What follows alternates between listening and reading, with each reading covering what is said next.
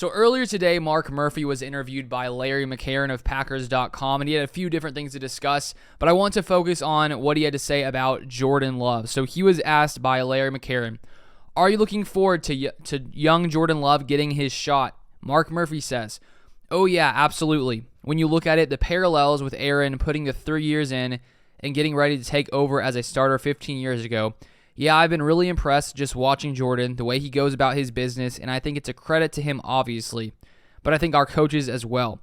You've seen a lot of progress over 3 years, I think particularly, and it was a short sample, but the way he played in the Philadelphia game was impressive, and I think we are all excited to see how he's going to play this year. So we've heard many different comments in the past few days with all the coaches and front office members being at the NFL league meeting. There's been lots of interviews from all different teams, GMs, coaches, presidents, things like that. And so we've heard Matt LaFleur discuss it yesterday, where he talked about how we sort of need to temper our expectations for Jordan Love, which I think is reasonable to say, because you don't want to expect him to be Aaron Rodgers when there's not many, if any, other quarterbacks in history like Aaron Rodgers. And then we also had Brian Gutekunst, who seems also pretty excited about Jordan Love. But it also seems like Mark Murphy shares their excitement for what Jordan Love can be. I think all of us have seen the development he's had over the past 3 seasons, in that game against the Eagles, as Mark Murphy mentioned.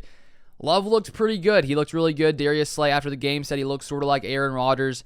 Of course, we'll need to see an entire season and really see what he can do consistently. But there's lots of reasons to be hopeful here. And I also do think that if the Packers weren't confident in Jordan Love, they probably would have tried a lot harder to keep Rodgers here in Green Bay in this next season. And it seems like they did potentially try to keep Rodgers. We heard that Brian Gutekunst reached out to Rodgers. Rodgers didn't respond to him.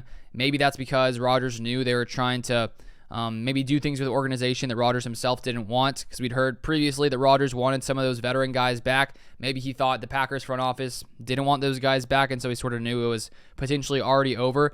But we won't really, we may never know the exactly what happened in that entire situation, but it looks like the front office, Matt LaFleur, everyone's pretty much ready to see what Jordan Love can be, Mark Murphy as well. So I just wanted to share that quick little excerpt with you guys, and I'll see you guys next time.